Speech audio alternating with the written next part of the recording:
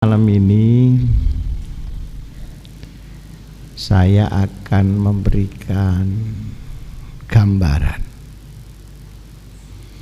secara umum aliran-aliran Islam yang masuk di Indonesia. Ini judulnya pengajian malam ini, yakni tentang aliran-aliran dalam Islam di Indonesia. Tentu tidak pantas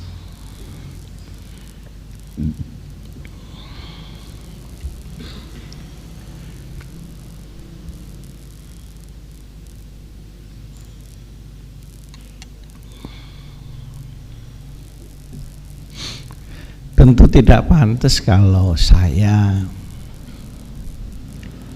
sebagai pengasuh dikenal sebagai orang yang berusaha merakit ukhuwah Islamiyah, baik di Indonesia maupun di dunia. Sedangkan kamu tidak tahu apa-apa tentang itu.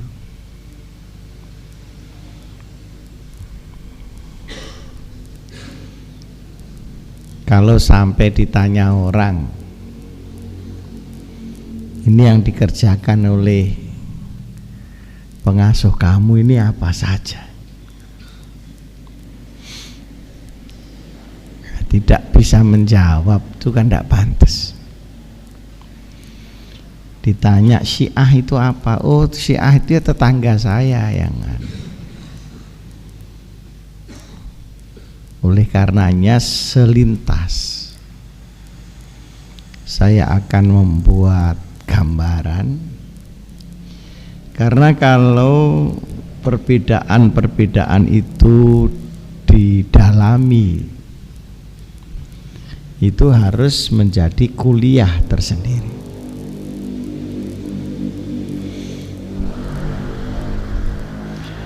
Islam masuk di Indonesia pada abad pertengahan. Pada umumnya yang datang ke Indonesia ini membawa Islam bukan penguasa, tapi pedagang. Dia datang dari Yaman. Di Yaman Selatan itu ada kota namanya Tarim. Tarim ini di kawasan namanya Hadrol Maut. Hadoro itu datang, maut itu mati. Jadi bahasa Jawanya Hadrol Marmut itu Hadrol Maut, jalmo moro, jalmo mati. Situ banyak orang-orang alim sekaligus sufi yang ada hubungannya dengan rohani, alim, dan ada hubungannya dengan ilmu pengetahuan.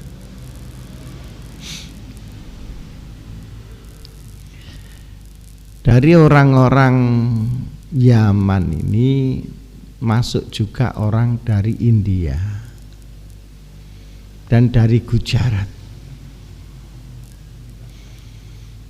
Ciri khas daripada dua negara itu adalah persenyawaan antara agama dan budaya.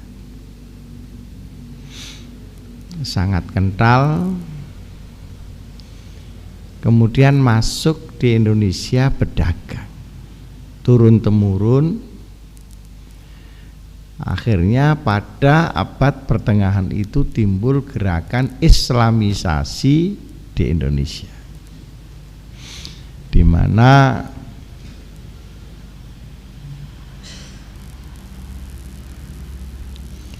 ketika itu Indonesia didominasi oleh Hindu dan Buddha. Hindu dengan Majapahit, Buddha dengan Sriwijaya. Terjadilah kemudian Islamisasi melalui gerakan kultural. Jadi tidak melalui sistem pemerintahan, tidak pula melalui peperangan, tapi persenyawaan antara agama dan budaya setempat. Hal ini memungkinkan karena yang membawa ini orang agamis dan budayawan sekaligus. Yang kemudian pemimpin-pemimpinnya disebut Wali Songo. Wali Songo itu hanya pemimpinnya, sebenarnya wali itu sangat banyak.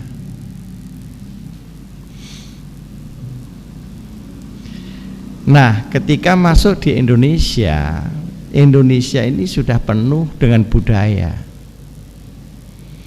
Baik budaya yang dipengaruhi oleh budaya lokal Indonesia, misalnya Jawa,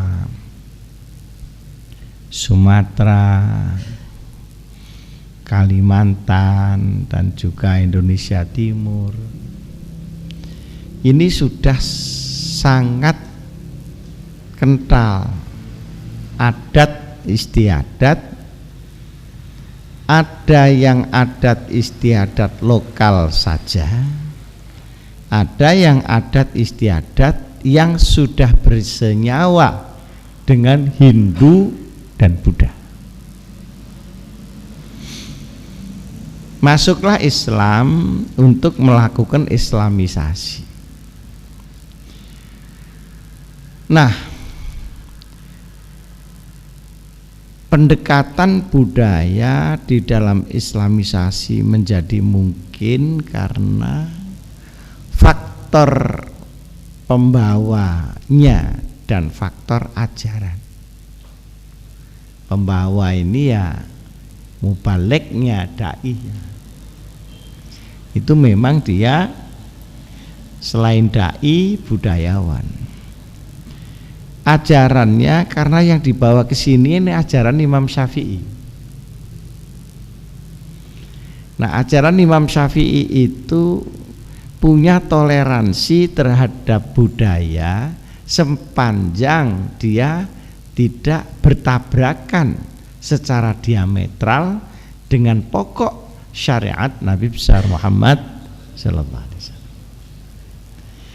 Jadi sikap Islam Syafi'iyun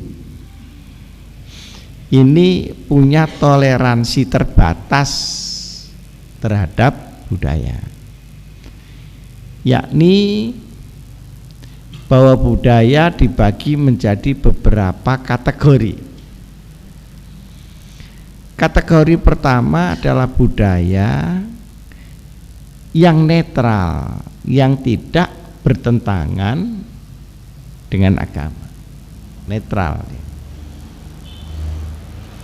Misalnya tentang sopan santun, itu kan netral, karena Islam tidak bicara itu. Kalau orang Jawa menunjukkan dengan ini, kalau orang Solo menunjuknya dengan ini. Pundi Jogja, lam niko, ini. Kalau Malang, endi kepanjen, lah iko. Iki aja diwalik-walik. Nanti kalau di Malang bolak-balik, pundi kepanjen ndamu niko. Jare arek-arek lho kon iki cantengen ta ya apa. Ini budaya ini netral karena Islam tidak mengatur. Ini termasuk kelompok antum a'lamu bi umuri dunia. Kamu termasuk perkara-perkara ini kamu lebih tahu karena ini urusan duniamu. Misalnya kalau saya pakai kopiah ya tingginya 9 cm, tapi kalau ngadio itu 14 cm, jadi bersaing dengan torbus. Hal-hal seperti ini kan Islam tidak ngatur, yang diatur kan satrul aurahnya. Yang kedua, budaya yang dapat budaya yang serasi dengan agama dan dapat dijadikan alat agama. Misalnya gotong royong. Waktu Islam datang itu ada gotong royong. Kalau membuat rumah itu orang setetangga ini berhenti bekerja untuk ikut mendirikan rumah tetangganya. Nah itu kan bagus. Ta'awanu 'alal birri wat selaras kan. Nah, kalau selaras ini menurut Imam Syafi'i diperkuat. Namanya al-adah muhakkam. Adat dapat dijadikan pegangan hukum di luar agama karena memang selaras. Anak menghormati orang tua itu sudah ada di sini semenjak Islam belum datang. Cium tangan, malah kalau lewat di depan orang tua itu munduk-munduk. Sekarang orang tuanya diajak diskusi,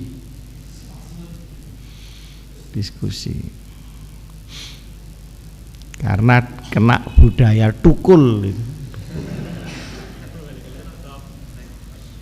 Nah, ada ketiga jenis budaya yang salah tapi masih bisa diperbaiki. Nah ini diperbaiki. Misalnya dulu orang yang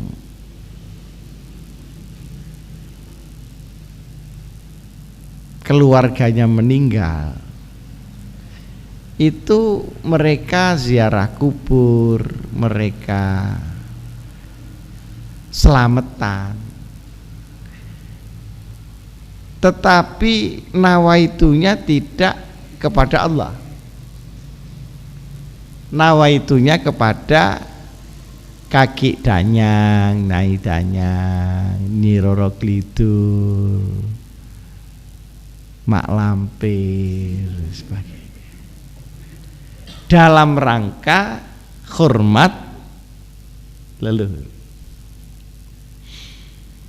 Sedangkan di dalam Islam menurut Syafi'i hormat leluhur itu sunnah, tetapi harus tauhid, mengesahkan Allah, tidak boleh musyrik. Maka diatur bagaimana selamatan tetap jalan, leluhur tetap didoakan, tetapi doanya kepada Allah Subhanahu wa ta'ala. Maka timbullah tahlil, talqin, baca Quran, sholawat. Itu di negara luar Indonesia, luar Asia Tenggara nggak ada. Jadi kalau kamu mati di Saudi Arabia ya sudah mati sektes, innalillahi wa inna ilaihi rajiun, stop, enggak ada apa-apanya lagi. Karena enggak ada di sana. Nah, di sini kok ada? Karena dulunya itu begitu. Jadi dulunya ini adalah sublimasi, pengalihan semangat tauhid, ruh tauhid yang menggantikan ruh syirik tanpa merubah bentuk budaya itu.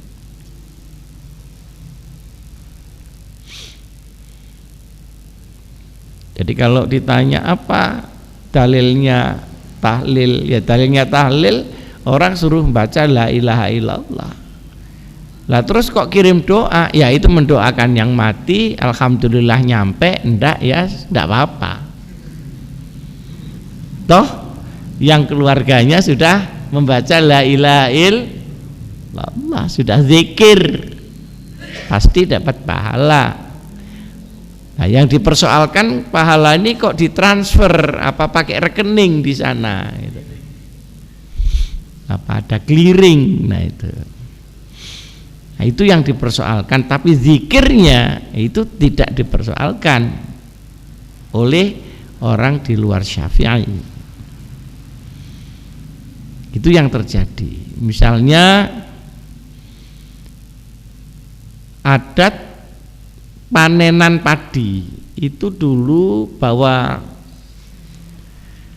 tumpeng diletakkan di pematang, dibiarkan karena itu untuk Dewi Sri.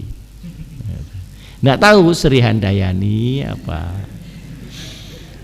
Sri Mulat apa, Dewi Sri. Nah itu dicegah. Oh jangan, silahkan bawa kenduri tumpeng itu untuk orang yang mencangkul dalam status sedekah. Nah setelah disedekahi bersama-sama memohon kepada.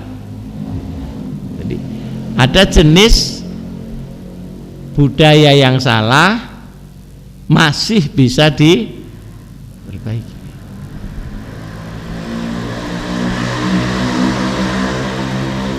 Nah begini-begini ini untuk orang yang bukan Syafi'iyun semua dianggap bid'ah, padahal dulu digunakan sebagai alat dakwah. Seperti Maulid Nabi itu kalau di negara-negara lain ada, kalau di Saudi itu bid'ah dhalalah, tapi kalau memperingati rajanya ndak bid'ah. Saya pernah diundang Heritage, jadi At-Turos yang memperingati kekuasaan King Abdul Aziz. Itu ya ditunjukkan meja makannya, ditunjuk. Sama dengan Maulid Nabi kan. Nah ini ada yang keempat, adat yang sudah tidak ketulungan lagi, nggak bisa lagi diperbaiki, harus dipotong karena dia khurafat, karena dia mungkarot, maksiat yang sudah tidak bisa diperbaiki. Contohnya di Lombok. Lombok itu yang sebelah timur itu ada suku namanya suku Sasak. Kalau pemuda akan kawin, tanda bahwa pemuda itu cinta kepada calon istrinya harus diculik dan dibawa lari 1 minggu. Nanti kalau sudah lungset semua, kemudian bersama-sama menghadap calon mentua. Enak ini first cut ini. Nah ini tidak bisa adat seperti ini. Apanya yang diperbaiki? Itu kan perzinaan, maka harus dipotong. Nah, di dalam proses ini mengakibatkan 2 hal besar. Proses akulturasi. Hal pertama adalah berbondong-bondongnya orang masuk Islam dengan kesadaran tanpa paksaan dan tanpa perang karena ada akulturasi budaya. Jadi tidak ada perang agama di Indonesia.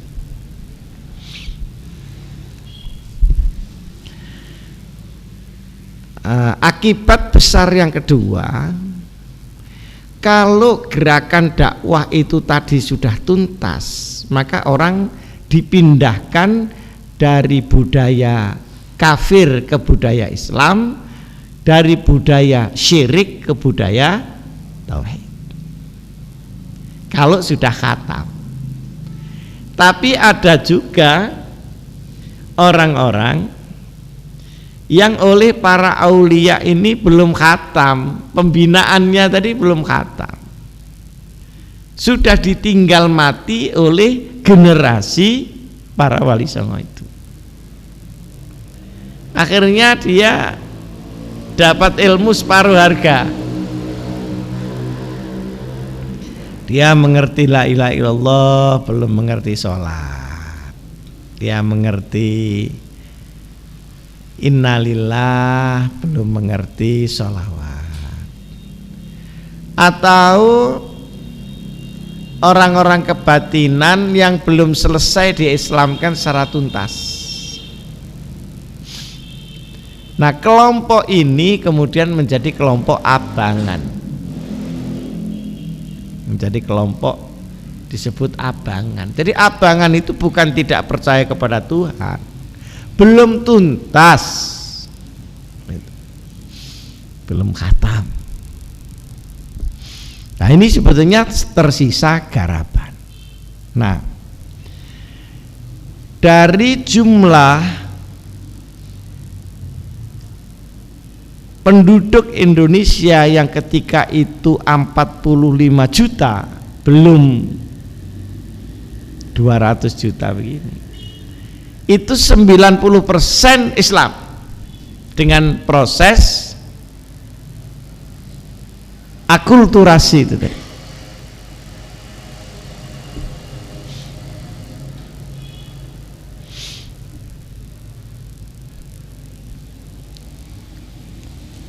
Datang kemudian gelombang pembaharuan Islam yang ini dimotori oleh orang-orang Saudi Arabia dan sebagian ulama-ulama dari Mesir masuk di Indonesia dalam keadaan Indonesia sudah sebagian jadi santri yang masuk di pesantren dan sebagian jadi orang abangan. Lalu gelombang kedua ini masuk.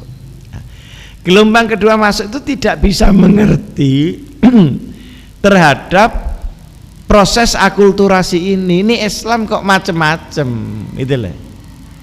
Islam kok tahlilan, Islam kok mulutan, Islam kok ini itu. Sementara di negaranya sana nggak ada. Maka timbullah gerakan pemurnian Islam atau purifikasi. Nah, ini disponsori oleh Muhammadiyah. Nah, yang mewarisi akulturasi itu tadi mengelompok, namanya sekarang Nahdlatul Ulama. Jadi posisi Muhammadiyah terhadap NU dan terhadap umat Islam adalah pemurnian Islam. Yang kedua, modernisasi Islam, karena pada waktu itu sangat tradisional. Santri-santri itu ndak pernah pakai celana, sarung aja, sarungan, ndak sabuan, ndak katoan lagi.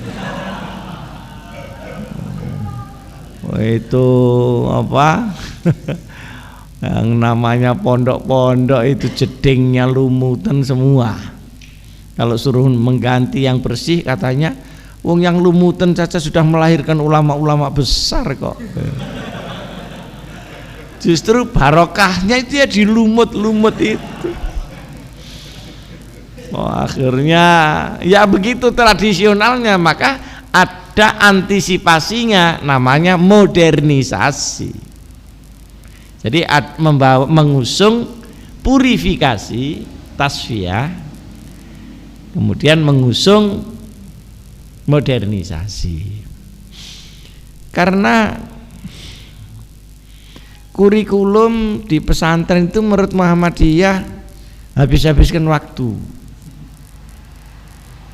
Ini saya masih bicara tentang modernisasi. Misalnya fikih. Fikihnya kamu ini yang anak-anak Mahat Ali coba tanya. Begitu masuk Fathul Qorib, bab air wudu, sudah khatam, itu naik Fathul Mu'in, itu babnya ya sama, ya air, ya wudu, ya kentut, ya istinja, ya naik lagi Fathul Wahab, ya sama, judulnya cuma diperluas. Kentut terdiri dari banyak, istinja terdiri, itu dianggapnya metodologi yang stagnan, yang tidak memproses pemikiran ke depan. Maka dia mengusung modernisasi.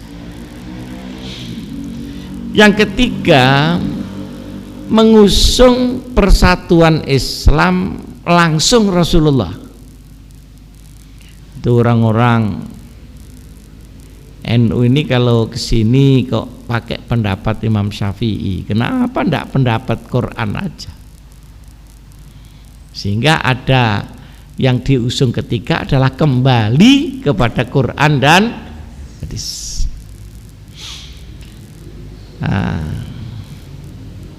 Tema yang ketiga ini, kembali kepada Quran dan hadis, itu sepertinya benar, tetapi sesungguhnya tidak benar.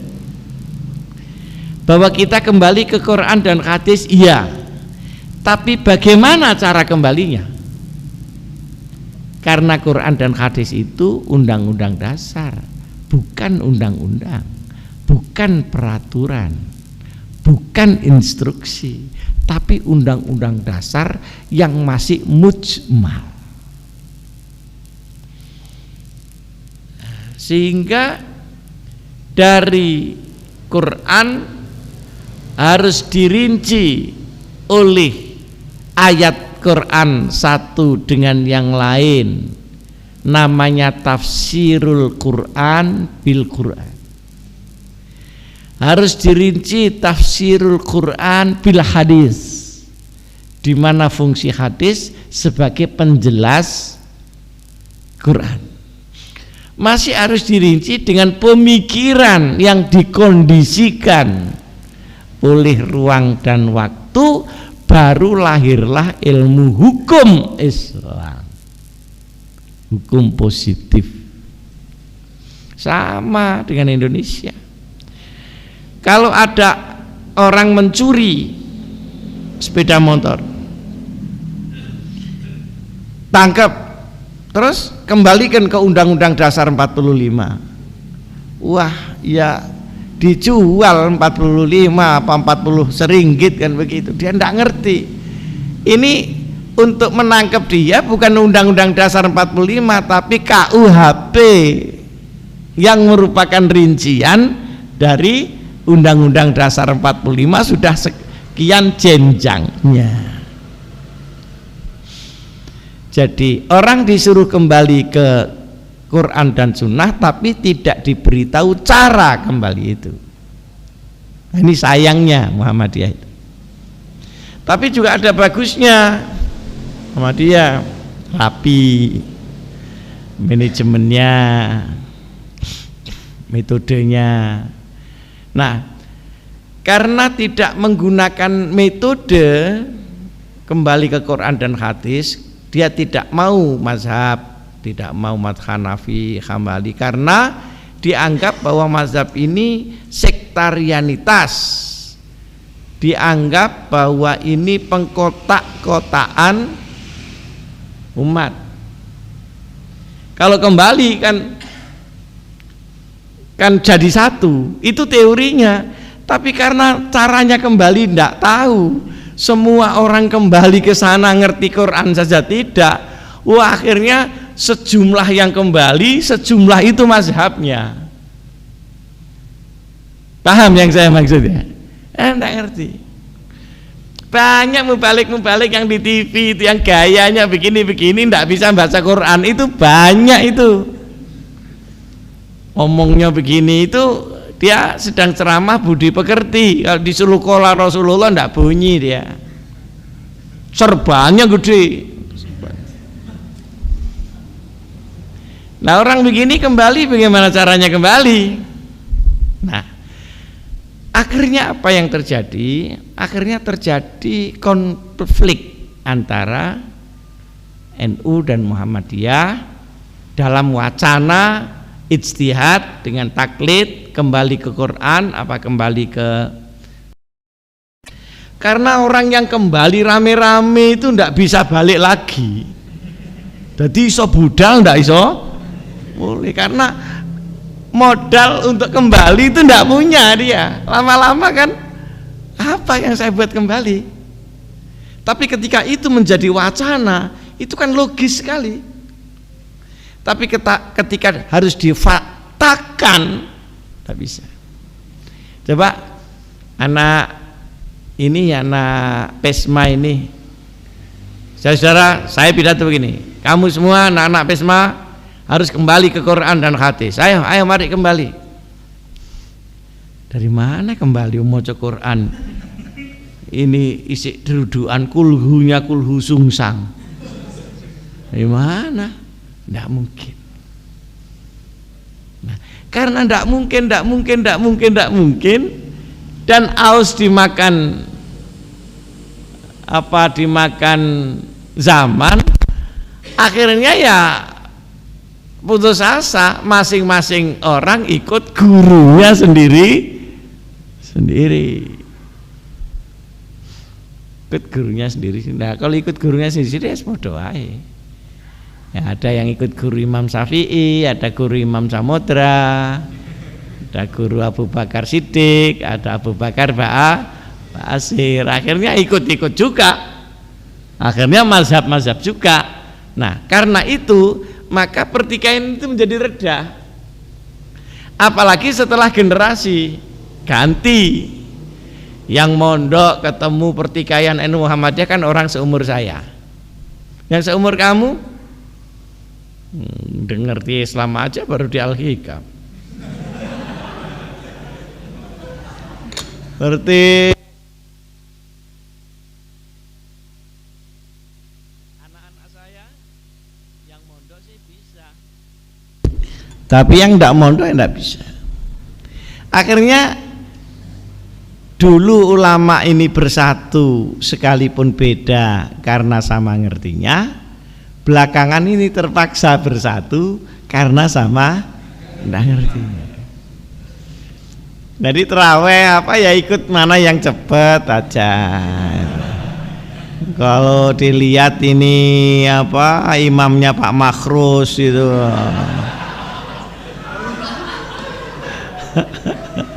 Itu sudah mulai diskusi di belakang, nggak ada yang musola deket-deket sini yang agak efisien. Jadi sudah tidak lagi berdasarkan dalil hadis Rasulullah Sallallahu Alaihi Wasallam. Nah, sehingga sekarang ini konflik Muhammadiyah dengan NU menurun jauh dibanding dengan waktu saya masih muda. Dulu berkelahi. Wah, ini pokoknya masing-masing merasa masuk surga sendiri-sendiri, berkelahi, berdebat sekalipun tidak ada ilmunya, debat di pasar-pasar rombeng apa debat tentang tahlil itu nyampe apa tidak, kata yang NU nyampe, buktinya setiap kiriman tidak pernah kembali.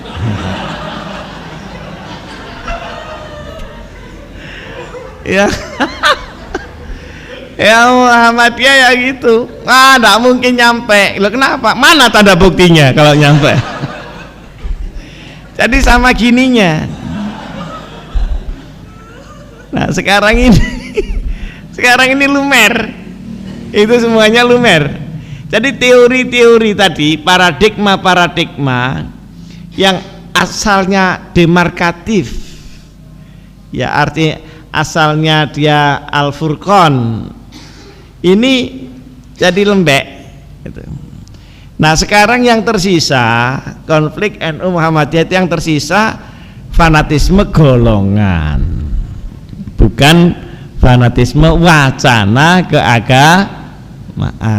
Misalnya baik-baikan sekolah, baik-baikan rumah sakit, nah begitu, banyak-banyakan dapat menteri.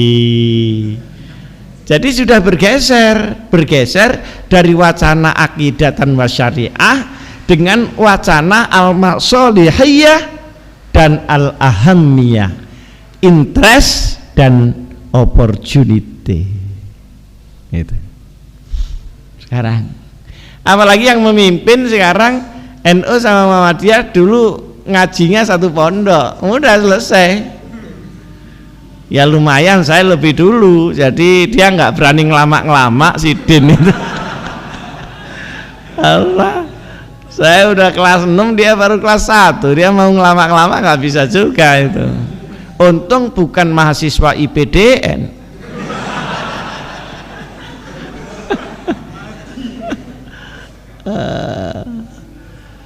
Ini jadi persaingan ini menurunnya itu drastis setelah ada regenerasi semenjak tahun 80-an. Menurun, pertikaian yang saya maksud itu, pertikaian menurun. Sekarang tinggal persaingan aja, persaingan nama, persaingan simbol-simbol. Nah sekarang NU mulai ngejar manajemen, ngejar kebersihan. Nah Muhammadiyah yang merasa kering karena nggak ada zikir, sudah mulai ngimpot zikir, arifin ilham. Akhirnya ada cross line di situ, ada saling membutuhkan ternyata. Yang NU ya tidak bisa, jedingnya lumutan terus. Yang Muhammadiyah ya tidak bisa, celanaan terus, tambah lama juga mulai tambah pingin hatinya terisi, dan konsep di sana tidak ada karena konsepnya rasionalistik, tidak ada sufismenya. Nah sementara NU kebanyakan sufismenya sehingga tidak dibedakan sufi dengan dukun di mana-mana. Kacau nih NU. Tadi ono uang gak kena jari karomah, orang sampel jari wali, kacau semua, ada karu-karuan. Nah ini sekarang ini posisinya NU sama Muhammadiyah ada cross line pertama, yang kedua masih ada survival of the fittest, jadi masih ada rebut kuasa, rebut masih. Ya seperti mau reshuffle begini, Muhammadiyah ngundang SBY, ya, menteri-menterinya supaya tidak dicopot. Kalau saya tidak ngundang karena tidak punya menteri, percuma aja. Udah badok-badokan itu sudah menteri. Orang rakyat sudah senep melihat pemerintah, ya enggak? Untuk apa direbut? Rakyat udah nek gitu, melihat permainan-permainan yang ya hanya permainan itu. Sehingga saya tidak merasa perlu untuk merebut-rebut menteri. Ya sudah, kalau dapat syukur, dan tidak apa-apalah sudah. Seadanya menteri saya anggap saudara saja, siapapun menterinya, gitu aja. Jadi saya tidak perlu harus buat di Al-Hikam sini acara NU mendatangkan SBY terus pidato memuji-muji agar dapat menteri, tidak usah, bikin malu aja. Nah, kemudian tinggal itu. Nah Tapi sekarang ini ada gelombang baru yang mempersoalkan khilafiyah itu lagi, tapi bukan Muhammadiyah. Malah Muhammadiyah juga jadi korban sekarang ini. Jadi Muhammadiyah sekarang itu sama nasibnya dengan NU, suka kecurian masjid, kecurian musola. Padahal dulu yang tukang mencuri masjidnya NU itu Muhammadiyah. Sekarang Muhammadiyah dicuri masjidnya oleh Hizbut Tahrir. Jadi hukum karma itu.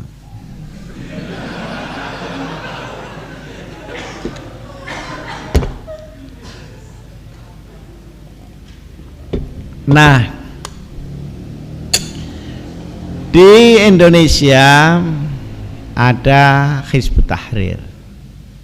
Artinya Hizbut Tahrir itu dari namanya saja sudah politis.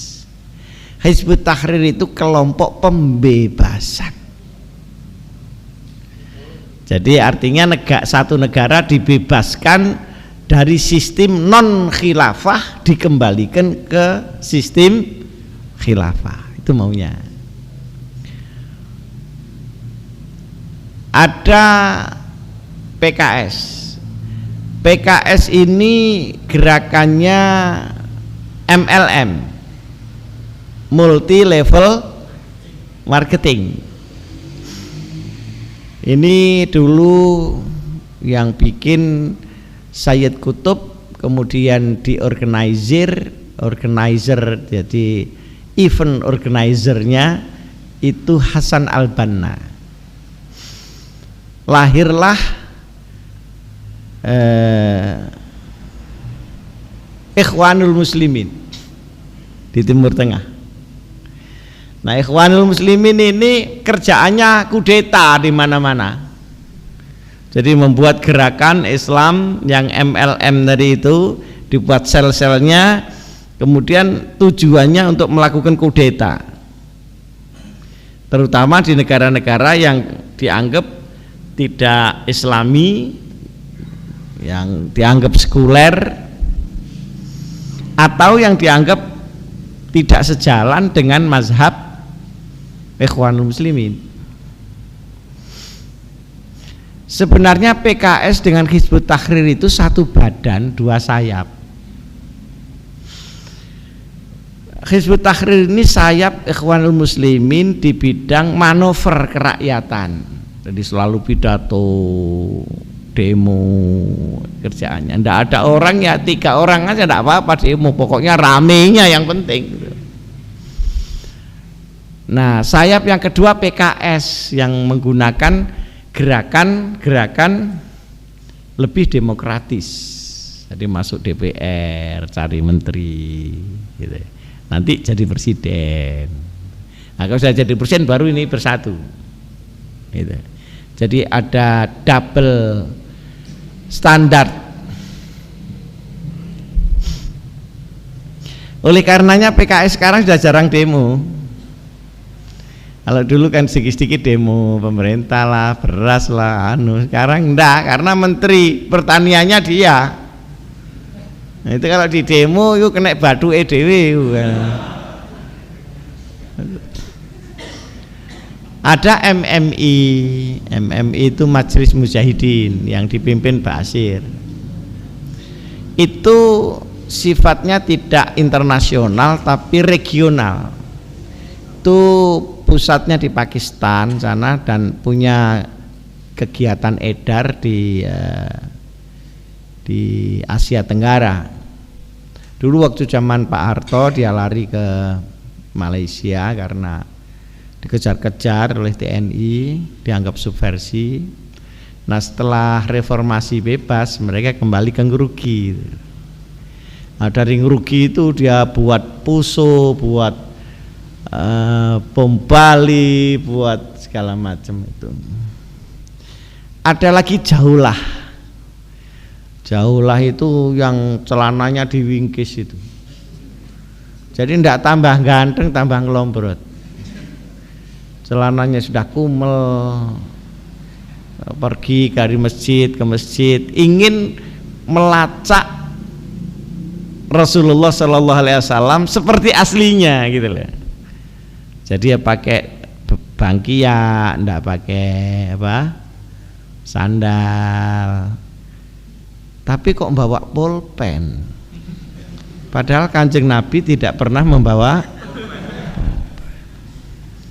dan Kanjeng Nabi tidak pernah menanak di kompor. Dia itu pindah dari masjid ke masjid. Ini jauh lah, ini pusatnya Pakistan.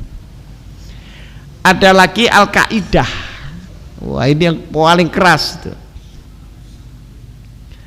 Al-Qaeda ini selain dirinya kafir aja sudah, yang disebut Hizbut Takfiri. Jadi satu kelompok yang asal bukan dirinya kafir, boleh aja dibunuh dia.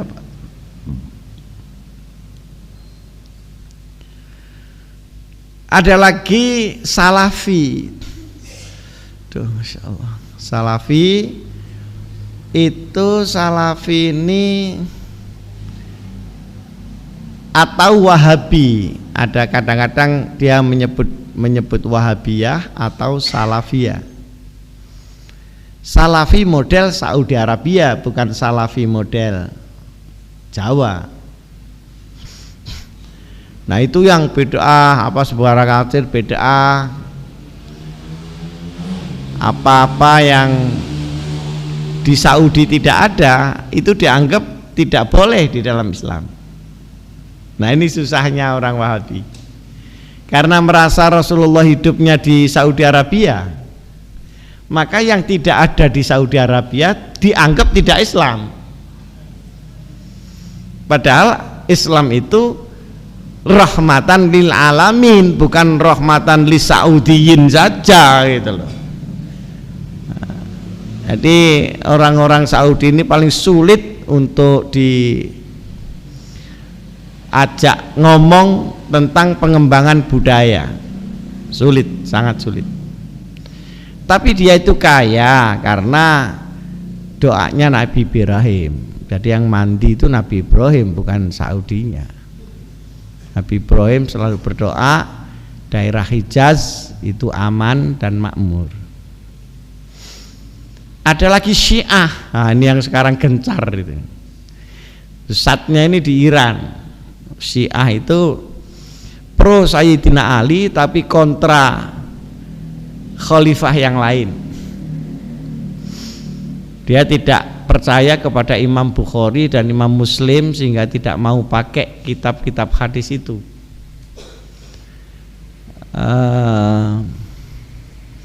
Tidak boleh memimpin orang, tidak boleh memimpin Islam kecuali keturunan Sayyidina Ali. Kalau azan itu ada tambahannya, asyhadu an la ilaha illallah, asyhadu anna Muhammadar Rasulullah, wa anna aliyan waliyullah. Azannya itu. Kalau sholat itu pakai di karpet begini tidak sah, jadi harus membawa seperti kreweng begitu dari Karbala, diletakkan jadi sujudnya itu persis di situ. Oleh karenanya sini mukanya suka hitam-hitam itu karena kena ini Karbala. Orang Syiah itu kalau wudu itu sepatunya tidak dicopot, ya diguyang aja sepatunya. Sehari sholatnya 3 kali, zuhur asar jadi 1, maghrib isya jadi 1, subuh jadi 1, pergi atau tidak pergi. Nah, yang paling menarik mungkin ini peminatnya banyak. Kawin tidak pakai saksi boleh ya, asal sama-sama suka. Ya ini yang banyak peminatnya ini. Nah ini semua ini sekarang masuk Indonesia secara bersama-sama. Dan masing-masing ini mencari kekuatan massa. Nah karena massa di Indonesia itu di NU sama di Muhammadiyah, maka yang dikeroyok ya mesti kalau ndak NU ya Muhammadiyah. Nah, sehingga ada kerawanan di dalam ukhuwah Islamiyah di Indonesia ini. Ada yang bersifat aliran agama seperti Syiah, Wahabiyah. Ada yang alirannya politik seperti Hizbut Tahrir, seperti PKS. Itu aliran politik bukan aliran agama. MMI itu garis keras. Kalau FPI itu orang keras tapi kelas lokal. Jadi umpama apel, dia apel lokal dia itu. Jadi dia itu orang NU biasa yang bosen lihat sabarnya orang NU ini. Maka dia langsung beli pentungan. Tapi yang diajarkan ya Riyadhus Shalihin ya sama. FPI itu bukan bagian dari gerakan internasional, tetapi dia orang lokal yang memang seneng keras dan biasanya dipimpin oleh orang Arab. Arab itu keras karena makannya kambing. Kalau kamu semua kan terong apa terus tempe itu top sudah. Nanti telur itu dibagi 8 atau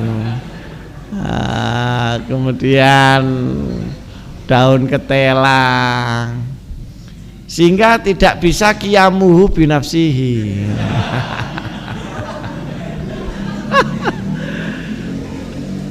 Jadi akhirnya membentuk seperti obat nyamuk begitu. Nah ini lalu ada juga yayasan-yayasan yang tidak bergerak langsung golongan tetapi merupakan underbow dari aliran seperti Yayasan Al-Bayyinat. Itu paling benci Syiah. Jadi yang ribut kelai demo di Bangil, di Jember itu sebenarnya Al-Bayyinat itu Arab sama yang Arabnya. Tapi yang dibuat ajang ya NU, yang dibuat ajang ya Muhammadiyah. Nah insyaallah pada pengajian akan datang kita akan mendalami satu persatu. Tadi kan kalau NU Muhammadiyah udah banyak kenal lah, tapi yang ini tadi ini punya akar-akar itu di dunia internasional, dan ketepatan saya sudah ketemu bos-bosnya. Jadi mereka mau ngelamak saya tidak bisa karena saya kenal bosnya.